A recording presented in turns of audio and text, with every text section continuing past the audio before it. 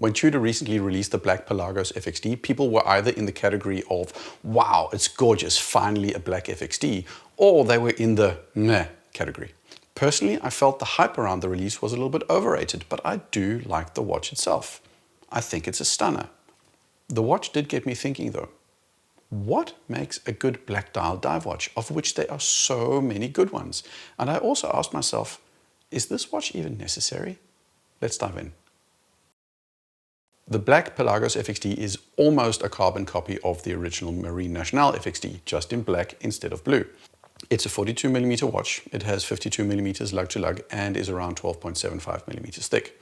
The case is grade 2 titanium, which is totally fine, and don't let anybody else tell you otherwise. You have a 60-minute fully gradated bezel, which is unidirectional on this model and bidirectional on the blue. It has a matte black dial with only one splash of red text and no date window. The movement is COSC certified with 70 hours of power reserve, and you get 200 meters of water resistance. The price, $4,150. As far as I'm concerned, this watch is absolutely gorgeous. It looks stunning. The matte dial and bezel coupled with the titanium case make for a very rugged, toolish aesthetic, which I think is quite appealing to a lot of people. The bezel with the fully gradated 60-minute bezel is a little bit more busy than your regular dive timer bezel. It makes the watch stand out a bit from your standard quarter-hour demarcated dive bezels. Some might find it busy, as I said, but to others it gives the watch more of a symmetrical feel compared to the standard dive bezel design. You would be hard-pressed not to like the looks of this watch. There are, though, overall, I think 3 negatives that you should consider before buying this watch from a wearability perspective. This is a NATO-only dive watch because of the fixed lugs. You get no titanium bracelet, no leather, it's NATO all the way, which is, if you're into this kind of thing, super, but it does limit the versatility of the watch quite a bit. Because it's NATO only, it will also wear taller than 12.75mm. The strap will always add a couple of millimeters, and depending on your wrist, it can massively impact the wearing experience. In most scenarios, this watch is going to be closer to 14mm off the wrist. It does sit reasonably flat, or as flat as a watch can with a NATO strap. This watch is 52mm lug to lug and 42mm in size. I think it's totally fine, but by modern standards, this is not a contemporarily sized watch. It's no BB54 and it's not a Pelagos 39. You have to try it on and make up your own mind. Now that's that. Looking at this watch, you have everything you need to know. It's up to the usual Tudor standards. It doesn't have a lot of gold or enamel or lacquer on the dial. It doesn't have applied markers or etching on the reho. It's a tool watch all the way at a very reasonable price for a Tudor. If it fits you and you like it, buy it. Black is incredibly popular but boring. Whether it's clothing, cars or watches, black is often a very popular color. Blue sunray may in some cases be more popular, but black really works well. The reason is simple. Black works with almost everything. A pink or a salmon dial or as ProPilot stands out, which is cool, but it's a very specific style choice. An orange Doxa does the same. These are watches that call attention to themselves, and that's fabulous, but we don't always want our watch to stand out. We want something simple, restrained, demure, something that can work in multiple situations, and that's where black really does well. From the basic Rolex Submariner to the Pelagos 39 to the Blancpain 50 Fathoms, the Black Bay 54, the Longines Hydro Conquest, the Unimatic, the JLC Polaris, and many more, black is the safe choice, and for good reason. All manufacturers tend to have a black dial offering in their lineup. But not all black dive style watches are created equal. Not all dive watches are created equal. Black dials are just one piece of the basic template for a good dive watch. Broadly speaking, I think you have 4 core types of dive watches as your base template. Imagine, if you will, a continuum along 2 axes. One axis is how premium, luxury and expensive looking the watch is versus a more toolish aesthetic. On the other axis, you have something from visually daring, highly unusual, to more basic in design. Starting with the basic and premium dive watch. You've got the Rolex Submariner, the Omega Seamaster 300M, the Glasssuit CQ, but also a Longines Hydro Conquest, a Tudor Black Bay 54, and even a Christopher Ward Trident 300. All of them premium. You can do the luxury black diver for a low price. Price will correlate, but it's by no means a given that it has to be that way, as long as the watch has a couple of key characteristics. Applied markers, a shiny bezel, preferably ceramic, some level of polish, chamfering, clean lines with shine and polish. You can't go all matte brushed case here. And the last characteristic, These watches are slightly cookie cutter, slightly plain. These are watches you would describe if you were asked to describe a classic premium dive watch. There's very little that's particularly unique or eye-catching about them. Yeah, there's a shorter hour hand here or there and specific design choices around markers, but ultimately they are all on the inoffensive, or let's call them broadly appealing side. Then you've got the more characteristic divers in the premium range. This is where you find the Polaris, the Royal Oak Offshore, maybe a Longines Legend diver, but also an Omega Seamaster Ploprof in the new Summer Blue design. These are watches that do something different and buck the more safe and conventional trend of the first category of safe dive watches. The simplest way to get your watch into this category is either by utilizing a different case, square or a cushion case, or by playing around with the bezel, making it internal or otherwise. The polish, the chamfering, the applied markers, all those things are still there, just with a little bit more visual pizzazz in terms of overall design choices. 2 categories left. Up first is the category with the most plain of plain dive watches. That's not a bad thing.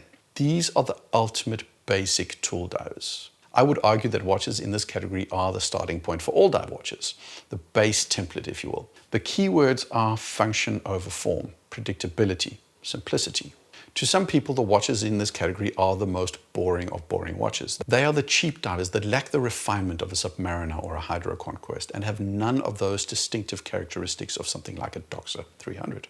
To others, though, these are the quintessential dive watches. These are the most honest and authentic of all dive watches. Watches that haven't sold out to the premium hungry consumers. This is where you find watches like the Unimatic. There's also something like the Titanium Pelagos 39 with the Sunray dial that leans ever so slightly towards the luxury category. There's something like the Seiko SPB 143 as well, or potentially the SJE 093. There's something like the Tissot Seastar. Bremont also have a model that fits reasonably well in this category. There are so many of these watches. You don't see a lot of premium brands here anymore, but there are, for example, some 50 Fathoms limited edition models that still lean more towards this category than their typically more premium brethren.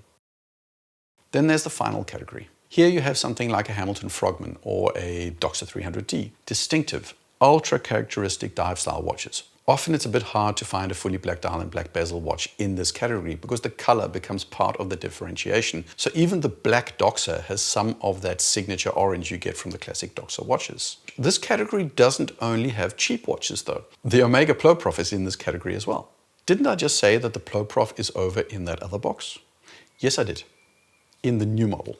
For the longest time, the Ploprof has had a highly toolish aesthetic and has been firmly placed in this box. But with the Summer Blue model, the watch has gotten shinier, more chamfers, a more ceramic-esque gloss look to it, and it's moved the watch way over to that premium box.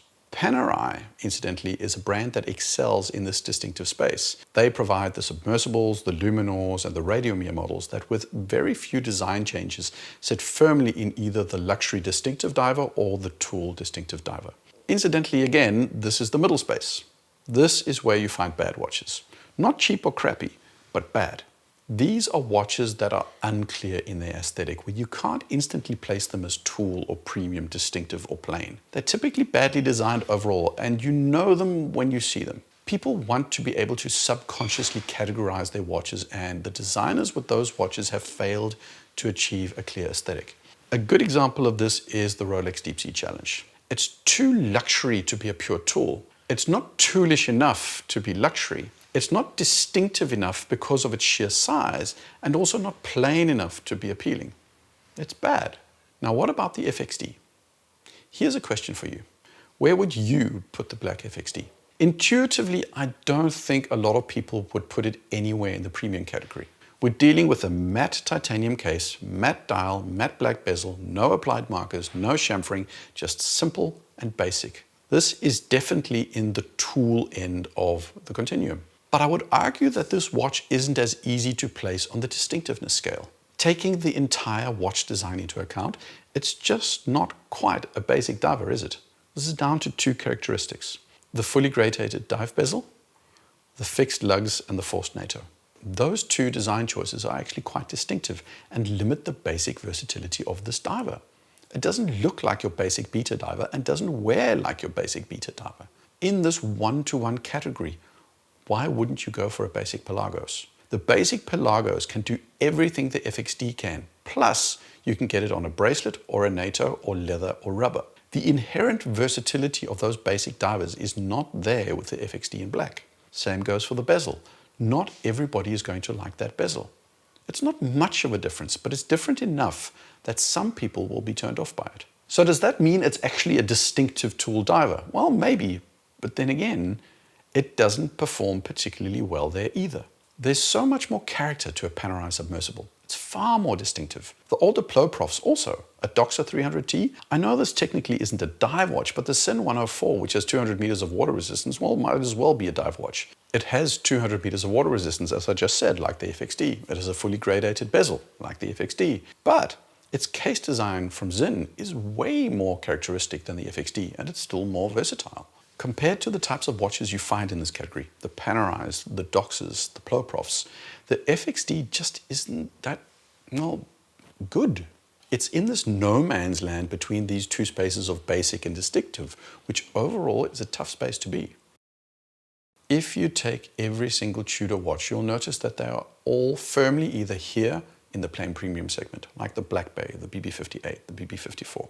They're more toolish in style than a Submariner, but there's enough gilt and sunray dials and chamfering and so on to firmly signal that these are premium divers. Or you have the Pelagos 39 and the regular Pelagos. They are Tudor's basic tool divers. Simple, straightforward, basic, plain. And that's a good thing. Divers with a purpose. A couple of years ago, Tudor tried to put a watch in the distinctive box with the PO1 and failed miserably. Nobody wanted it, and Tudor realized we need to, in general, play it safe. The blue Marine Nationale with its fixed lugs and blue dial is more clearly down here. It's hugely popular for this type of watch, but relatively speaking, it is niche. They're not churning out as many of these as they are the BB58, the 54, or the regular Black Bay. And then there's the FXD in black. If you want a plain diver, why wouldn't you get a Pelagos? If you want something distinctive, why not get a blue Marine Nationale? This is where one or two of you write in the comments and say, I love this watch, I think it's fantastic, and I'm glad I have a black option. I completely agree with you, but I'm looking at this from Tudor's perspective. Consumers and some consumers might like this option better than the blue Marine Nationale, but aren't consumers just being siphoned off of the regular Pelagos? How is this watch not, to some extent, cannibalizing other Tudor model sales? I don't think it adds a lot of new customers. If this watch never ever came out, wouldn't most people end up getting a regular Pelagos or maybe a Pelagos 39? It just seems a little bit unnecessary to me from a product lineup perspective. It's neither here nor there, and within Tudor's own lineup, you have clearer alternatives. There's this myth about the boring black diver, the lazy watch that any brand can churn out. But as I've spoken about this time, it's actually harder than you think designing a good diver. You have to make some very specific choices to clearly position that basic diver as premium or tool or basic or distinctive. Do it wrong and you get a horrible mishmash that is everything and nothing all at once. Or you get a watch that just doesn't stand out quite enough. I really like the FXD. I love the concept of the fixed lug design simply because it's so relatively speaking unique. However, I can't get around the feeling that for Tudor this watch was kind of unnecessary. The black Pelagos FXD looks good, but it's just from a lineup perspective, not something that does distinctive as well as the blue FXD and not as plain as the regular Pelagos. As an FXD fan, it's great, but it's superfluous in the lineup. Now, a 200-meter regular Pelagos with a regular bezel, that's something that would sell. Much more than this watch. At least I think so. I like it, but I just don't get it. What do you think? Like, subscribe. Cheers.